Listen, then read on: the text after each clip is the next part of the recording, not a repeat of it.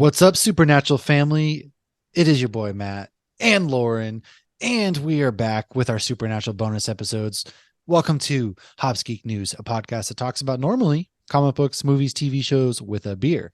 However, today, as you know, we've been doing our weekly recaps of my adventures through Supernatural. And so we're going to talk about season 2, episode 5 through season 2, episode 10. Buckle up, get in the car, get your best hunting gear. We're going to go on this adventure. But first things first, if you don't know where to find us, go ahead, Hops Geek News on any podcasting platform and including YouTube. And then you can go ahead and find us on social media as well by searching Hops Geek News. We are there. I have been watching Supernatural, like I said, for the first time ever. It's only taken me 3 years, but we're doing it. And we're starting with season 2, episode 5. Simon said. Now, I specifically remember this one because the Obi-Wan reference. Yeah, I knew you would. So that was good. But why don't you go ahead, take it away, give us the recap, and we'll talk briefly about it. Go through the episodes.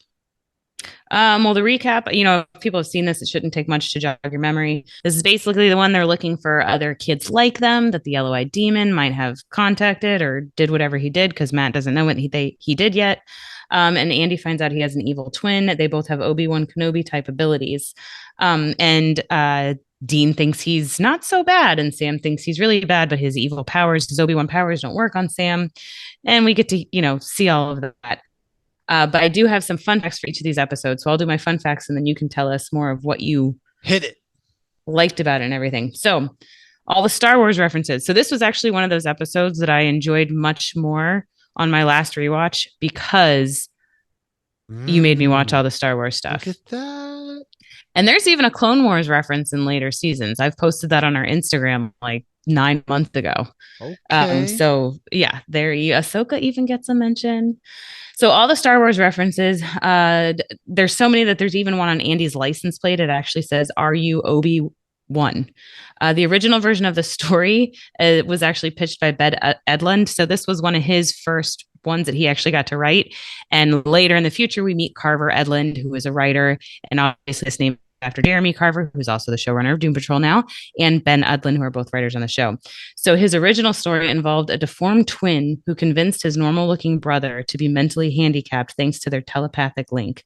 In the finale, the deformed twin should have eaten his sibling. It was John Chabon that helped Edlund boil down the script to the form seen here, which is much better than the catastrophe. That's dark. Wow. Whatever that would have come as. Yes. So anybody who has seen the show, Ben Edlund actually came on the Then and Now podcast with Gabe and Chuck and told that story. Wow. And they're like, whoa. That one. So what'd you think of the version that actually happened? I mean, I liked this version. It was really cool because they're driving around. They separate, which first things first, anytime the two separate, I'm telling you once again, nothing good happens. And in this case, the car gets stolen because Andy gets out and he's like, "Give me the car." And he's like, "Okay." And then he's like, "You gave the car away?" Smile on his face. He freaking Kenobi'd me. And so I liked that. I like when they look in his van and it's just like some creepy stoner shag wagon, basically. The giant bong. Yeah. What did he call that? I forget what he called the bong, but he had a funny name for it. I forget what it was, but yeah, they open up. He's like, "Is this the van of a murderer?" And you're just like, no chance. So right.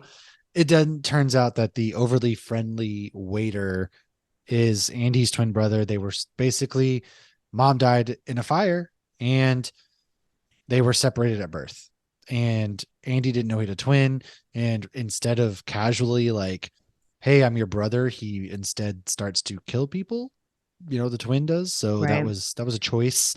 And it culminates. I will say one thing I didn't really like is that he just knew where Dean was with the sniper rifle. Like, interesting, I guess. Whatever. Like, that's just a minor complaint. Like, okay, does he actually have force powers? But I wonder if he just knew he was in the vicinity and knew that he could outreach. So it was like, if you're in the area. That's true. I don't know. Maybe he does have force. He can use his mind trick with his actual minds because he gets the girl to almost kill herself. But But I like Yeah. that they weren't even subtle about it. He literally says to the security guy, "These aren't the droids you're looking for." Yes, yes. I did love that. So the Star Wars references in this were great. Solid episode. I thought it was a decent episode. No complaints there.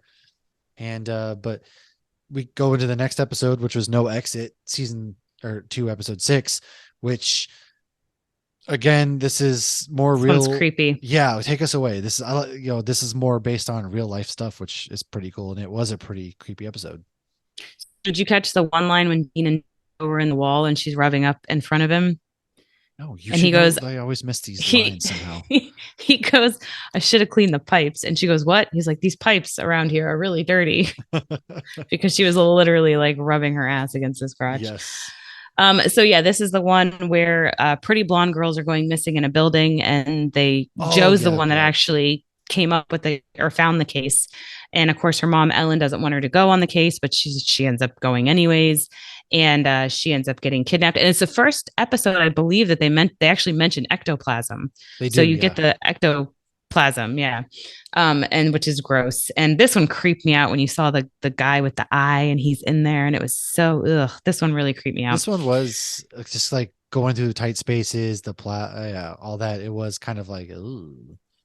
Well, and the actress even said, like even though she wasn't in a coffin, being in the three sides of the thing, even with the thing open, was still kind of creepy. Yeah, I don't doubt Um, it. but my fun fact for this one, so this story was actually based on a real person, which I love when they tie in not just real monsters, but real people, Yeah. which people can be monsters if we've learned anything As from we've seen. not even the Benders, but the news. So this ghost in this episode is based on a real life historical figure, the serial killer Herman Webster Mudgett, who lived from 1861 to 1896, also known as Dr. Henry Howard Holmes, or as the Winchesters mentioned him, H. H. Holmes. So he did confess to 27 murders, only 9 of which are confirmed. And he actually built a so-called murder castle in Chicago so he would be able to carry out his crimes in secret. There's evidence that he did use chloroform, and they mentioned that they smell the chloroform. Yeah.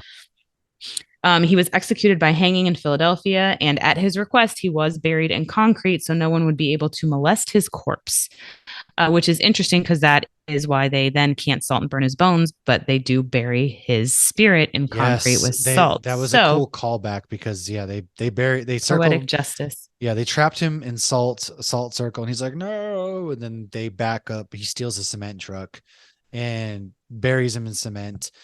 And Carrie was like, where they get the cement truck from? I was like, that's your problem. You're the one telling me like any complaint that I have was like, that's your problem. I was like, this is your problem. They're like, yeah, the cement truck. And I was like, all right. But are Dean and Joe, are they going to become a thing at any point? So I can tell you if you want You to. can just I don't tell really me. Like, I don't care. That's not really a spoiler. They flirt a lot, but they never get together. I always felt she seemed a little bit young for him. I did too. That's why it's like there's that tension there. So I was like, right. So they went back and really? forth. I felt like brother and sister, whatever. So originally they had told her act like the girl version of Dean, and she tried to do that, but she ended up getting written off beforehand because apparently the fans were not in love with her. Also, I noticed now she's gone off hunting. Does that mean she's never coming back? No, we see her again, but I think she was supposed to be more of like a love interest for him, and the fans were not a fan of it. No pun intended. Ah, got you. Well, but she does come back, and we do see her and Ellen again. I love Ellen. I think Ellen's awesome. The best. Ellen's. I love like the guy in the chair. Right? There's always a guy in the chair that helps him out, and that's what Ellen is so far. So I'm loving her. I'm loving Ash, and this episode was cool. I thought, it was just kind of like a cool, all right, sweet. I love the callbacks to H. H. Holmes, and it was funny. He's just like sledgehammering the walls in this apartment building, and nobody had any question. There was nobody else around, which was a choice. When she paid him all the money too, she's like, "Hi, honey." I'm like, "Yeah, you're giving him all that money." All the money, like all that stuff, was just kind of like, choices are made here, and not very smart ones. But at first I was like, where's Ellen? She said because they solved the case and then they were in the car, and I was like, did they just forget that Ellen was on the next flight out? And then they panned to her, and I was like, okay, good, because that would have been so messed up. Wasn't that when they played As Cold as Ice? Yeah, because that would have been like, wow, she flew out there on the next flight and then they already left, and then she's just standing at the airport like, where This is before Yeah. Uber and stuff. So Uber was, I mean, taxis existed, but yeah, I've been like, Buses. man, that's cold. Like, geez. And so Well, that yeah. good episode. I will say the next episode, episode 7, I enjoyed a lot because it's about, you know, it opens with Sam and Dean getting arrested, and I was like, ha ha ha ha, you're We not all getting told away you just this keep time. watching. I was like, So they got him. They got you, you son of a bitch. so this episode was what my beer was what made me pick the beer I'm drinking. So the beer I'm Yeah. drinking is the Green Lab Experimental Hop Series. And I picked it because it has green in it. And who is in this episode? Linda Blair. And what is she known Yes. for?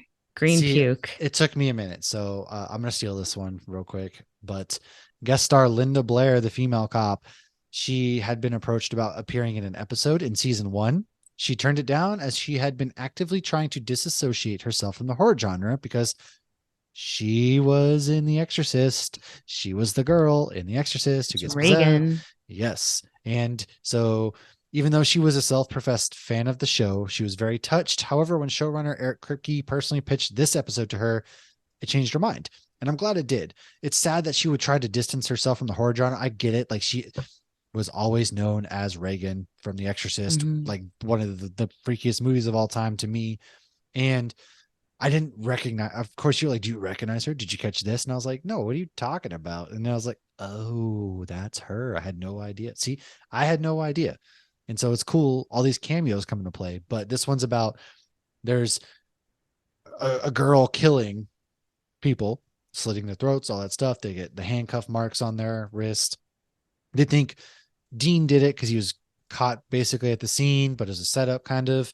And it turns out that the male cop, you knew right away he was a D-bag. He Yeah. was up to no good. And sure enough, he was the one killing the girls. And the demon wasn't a demon after all. It was a girl who was warning, hey, It this was a is death happening. omen. Yeah. And Linda Blair was romantically involved with the cop. And so she was the next one to be killed, the necklace, everything. So it was really cool.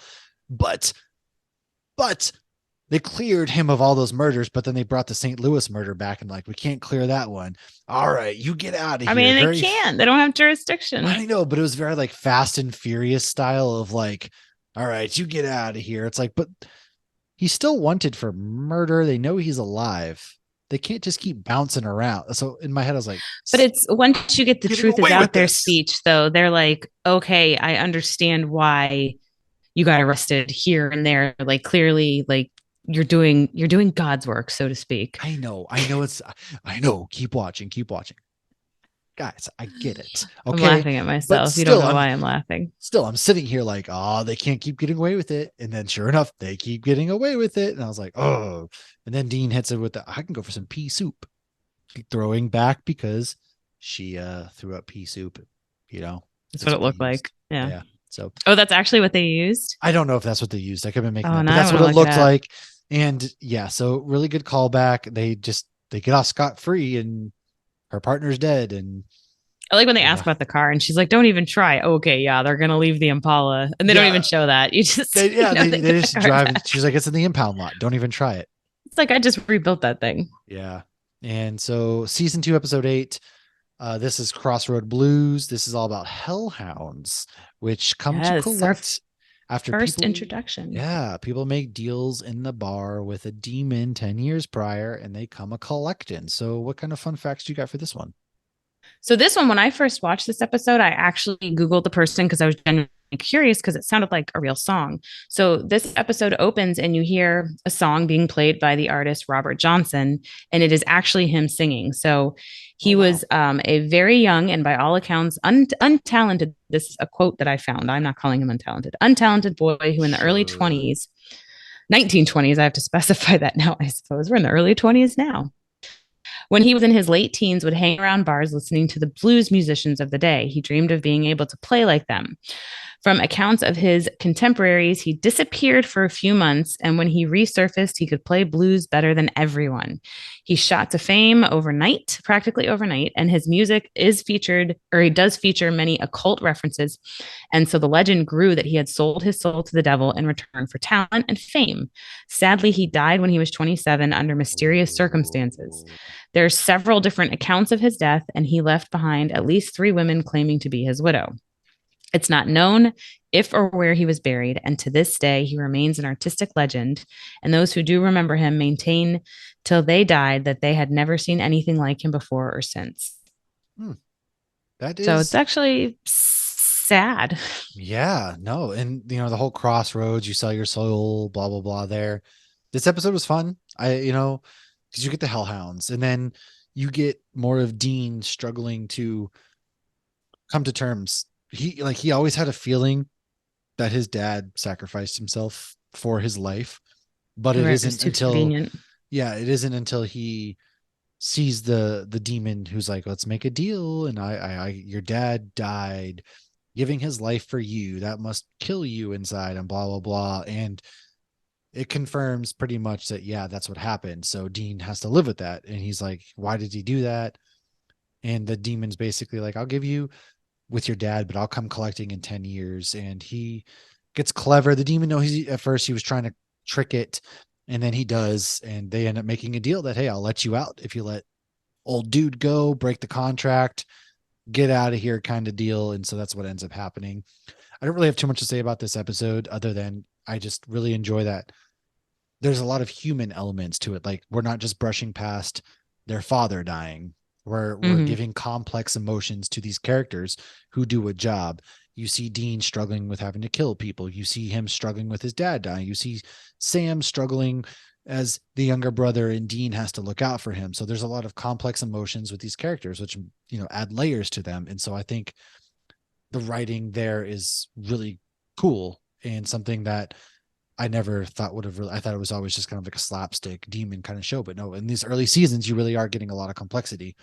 So I slept on that big time. And that's Yeah, what I no, enjoy. they do a good job of the humor and the dark and the emotions and a balance of it. But before Yeah. Josh started watching it, I feel like he would only come in on the emotional scene. So he's always like, "What are you watching?" Oh God, And then feelings. he came in for one episode, and Dean said to this one girl who you meet one day, Charlie, the girl we actually talked to at Fan X, that I was like, oh, she's from Supernatural. I'm going to talk to her. So she's a big nerd in the show and in real life. Mhm. And she says, I love you to Dean in a friendly way. And he goes, I know. And Josh goes, what are you watching? This is stupid. I'm like, that was a Star Wars reference, Josh. Idiot, stupid idiot. But now that he's watched the show, he Yeah, understands that it's not cheesy. he gets it. He just gets it finally. Now, this next episode 9, I really enjoyed this one because it gave Oh, me zombie vibe. It's Croatoan, which is a town infected with an evil disease.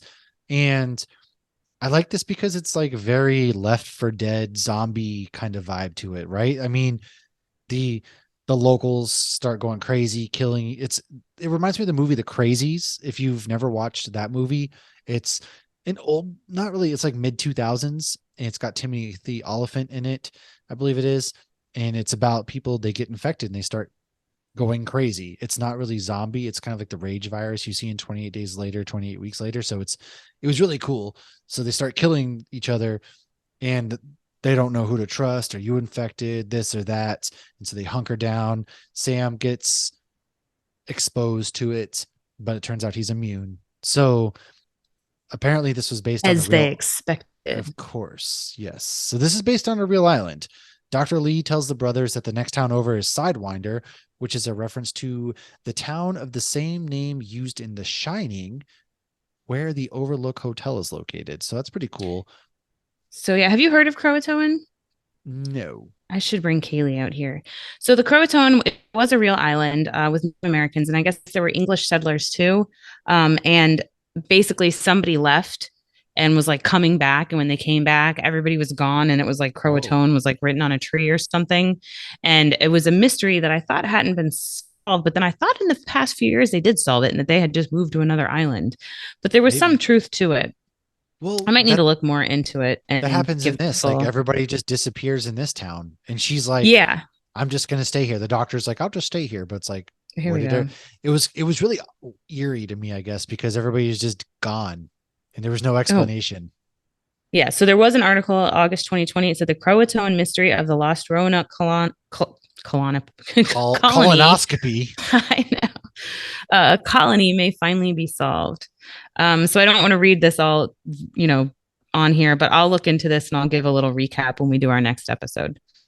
So, Oh, because there is more to that, but I do remember, like, because my daughter one day was like, actually, they solved that and da da da da, because she's a history major. yeah. So I get history Oh, lessons all the I didn't time. realize they solved that. That's cool. Yeah, I thought this was an eerie episode, really great. Like I said, had vibes like the crazies. So check out that movie. If you're looking for And something similar, do it. Croatoan does come up again in the future in a interesting, somewhat entertaining episode. And that's all Well, I will say. moving on. Episode 10. Moving This on is the up. last episode I've watched so far until we get done with this recording, and then I'm gonna go watch more. Haha. But this is Ooh, the next one where is dolls. visions. So it turns out that somebody else, this case, Ava, starts getting visions, and her vision is of Sam walking in and a grenade blowing him to pieces, which is not how grenades work, but we're just not gonna leave that. Grenades don't What? blow people, they send shrapnel. Okay, never mind. Anyways, this is where Next, you're going to Gordon say ghosts aren't real. Gordon appears again in this. Surprise! He ends up trying to kill Sam because Surprise, motherfucker. it turns out that he has some resources. You know, again, nothing good happens from splitting up. My God, they split up, and so they end up doing their. He goes to Indiana is where Sam goes. Dean, Ellen, where's he at? And she's like, "You're right. I gotta," because he goes and sees Ellen first, and then turns out She's Gordon like, I'm not has, going to do what you kids try to do to me. Like, he's here. Go get him. yeah, and then Gordon's like, Bobby "I would have have," done the same thing. yeah, it's true. Gordon has his own resources inside of the roadhouse, so somebody's snitching, and so he basically was captured a demon, and the demon slipped that Sam's gonna kind of be responsible. He's gonna turn and fight with the demons in With the yellow upcoming war. eyes.